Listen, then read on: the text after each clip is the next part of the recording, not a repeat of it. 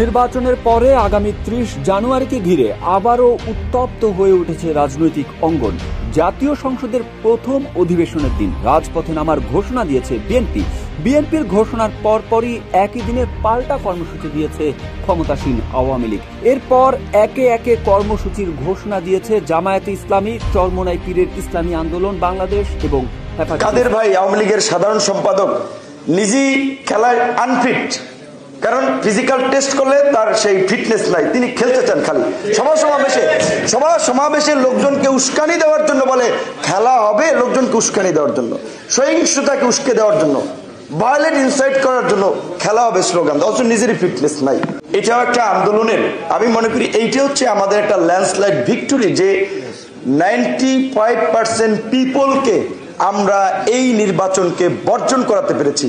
এখন এই সরকারকে মানুষ বলছে, আগে বলতো 420 সরকার, এখন বলছে 5% সরকার, যারা 5% জনগণের সরকার।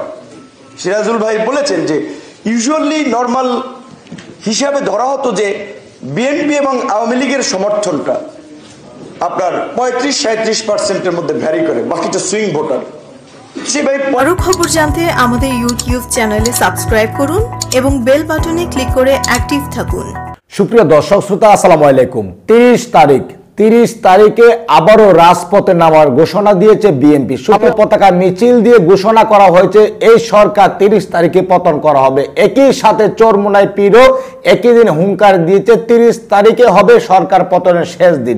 দর্শক শ্রোতা, রীতিমতো আজকের এই তথ্যগুলা জানলে অবাক হয়ে যাবে। অত্যন্ত গুরুত্বপূর্ণ আজকের এই ভিডিওটি, না টেনে সম্পূর্ণ ভিডিওটি দেখার সবার প্রতি একটি অনুরোধ থাকবে। আসলে কি হতে যাচ্ছে সেই 30 তারিখ?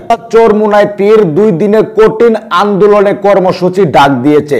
দর্শক শ্রোতা, আজকের ভিডিওটি খুবই গুরুত্বপূর্ণ, কেউ স্কিপ করে যাবেন না। সংসদ ভেঙে দিয়ে আবারও নতুন করে নির্বাচনে আহ্বান জানিয়েছেন সে বিপিনুর।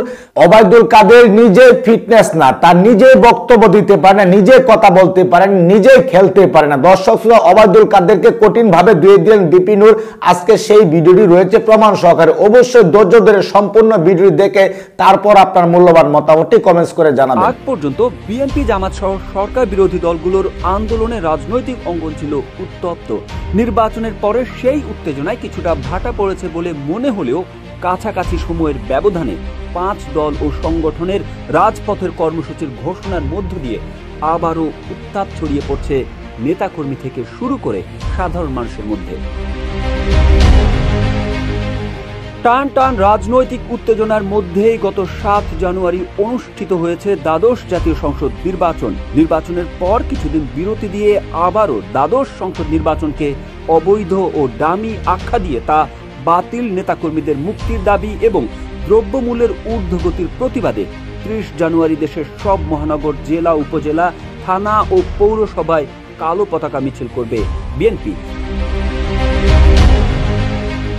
পাল্টা কর্মসূচিতে আওয়ামী লীগ আগামী 30 জানুয়ারি সারা দেশে শান্তি, গণতন্ত্র ও উন্নয়ন সমাবেশ করবে। দলটির পক্ষ থেকে বলা হয়, তাদের সমাবেশে লাল সবুজ পতাকা হাতে গণতন্ত্র, শান্তি ও উন্নয়ন কিভাবে হবে তা বলা হবে এবং সারা দেশে পাহারায় থাকবে আওয়ামী লীগের নেতাকর্মীরা।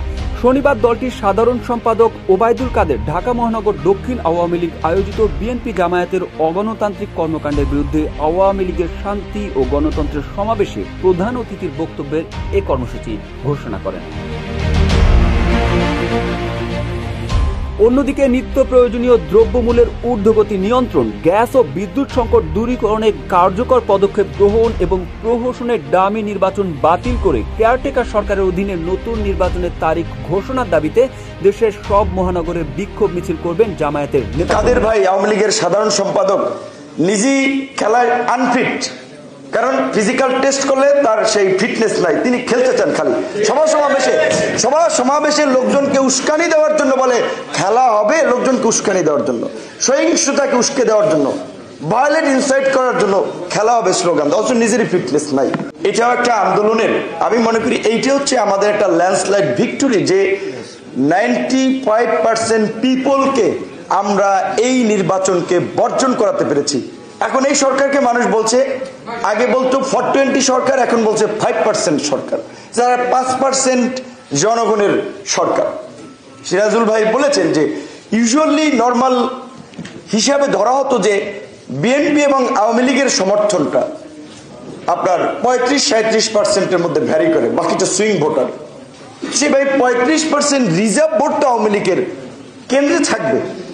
তারপরে তারা যে নির্বাচনটাকে যে খেলায় পরিণত করেছিল, যে কাদের ভাই আওয়ামী লীগের সাধারণ সম্পাদক নিজেই খেলায় আনফিট, কারণ ফিজিক্যাল টেস্ট করলে তার সেই ফিটনেস নাই, তিনি খেলতে চান খালি সভা সমাবেশে লোকজনকে উস্কানি দেওয়ার জন্য বলে খেলা হবে, লোকজনকে উস্কানি দেওয়ার জন্য, সহিংসতাকে উস্কে দেওয়ার জন্য, ভায়োলেন্ট ইনসাইট করার জন্য খেলা হবে স্লোগান, অথচ নিজেরই ফিটনেস নাই। তো তিনি খেলার আয়োজন করেছেন। সেই খেলায় যে বিএনপির নেতাদের, যাদেরকে যে 30,000 বিরোধী নেতাকর্মীদেরকে জেলে নিয়েছেন, তাদেরকে ভয়ভীতি দেখিয়েছেন, প্রলোভন দেখিয়েছেন। তারপরে এই যে কিংস পার্টি, বিভিন্ন রাজনৈতিক দল থেকে প্রত্যাখ্যাত অচ্যুত ব্যক্তিদের নিয়ে কিংস পার্টি করে একটা পার্টিসিপেটরি ইলেকশন দেখানোর জন্য যে পয়সা খরচ করেছে, সালমানের প্রমাণ দিয়েছে 500 কোটি, এসালম দিয়েছে 700 কোটি, 2 ব্যবসায়ী দিয়েছে 1200 কোটি।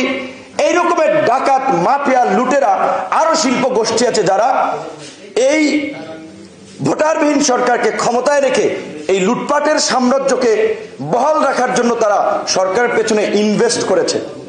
তো এত আয়োজন করেও তারা নিজেদের লক্ষ্যই তারা ভোট কেন্দ্রে নিতে পারেনি।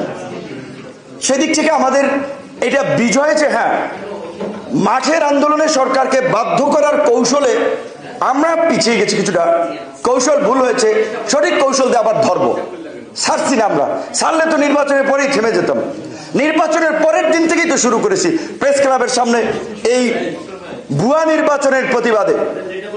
তারা যে বলেছে যে ওবায়দুল কাদের সাহেব যে বিরোধী দলের নেতাকর্মীদেরকে ইঙ্গিত করে যে শোক মিছিল করছে, শোক মিছিলে আমরা তোমাদেরকে ঘৃণা প্রকাশ করছি, ধিক্কার জানাচ্ছে এই কালো কাপড় মুখে বেঁধে কালো পতাকা মিছিলের মাধ্যমে। তারাই যে দামি নির্বাচনের দামি সংসদ অধিবেশন ডেকেছে আগামী 30 তারিখ, বিভিন্ন রাজনৈতিক দল কর্মসূচি দিয়েছে। গণ অধিকার পরিষদের পক্ষ থেকে আমরা ঘোষণা দিয়েছি বিকাল 3:30টায় এই পল্টন বিজয়নগর পানির ট্যাঙ্কি থেকে সংসদ অভিমুখে কালো পতাকা মিছিল হবে, ওদের প্রতি ধিক্কার জানিয়ে যে ওই সংসদ পবিত্র সংসদ, জনগণের নির্বাচিত প্রতিনিধিরা বসবে। কোন ভিনদেশী দাবেদার শক্তি, দেশের সম্পদ লুটেরা শক্তি, ভোট ডাকাত জনবিচ্ছিন্ন কোন তথাকথিত রাজনৈতিক দল, রাজনীতিবিদ ওই সংসদে বসবে না, তার প্রতিবাদ স্বরূপ। এমনকি বিপিনুর যে ওবায়দুল কাদেরকে কথাগুলো বলছে, সেই কথাগুলো কতটুকু যুক্তিসঙ্গত আপনারা কমেন্টস করে জানিয়ে দিবেন। দয়া করে ভিডিওটি শেয়ার করে দিবেন। সবাই ভালো থাকুন, সুস্থ থাকুন। দেখা হবে আবারও পরবর্তী নতুন একটি আপডেট নিউজ নিয়ে। আল্লাহ হাফেজ।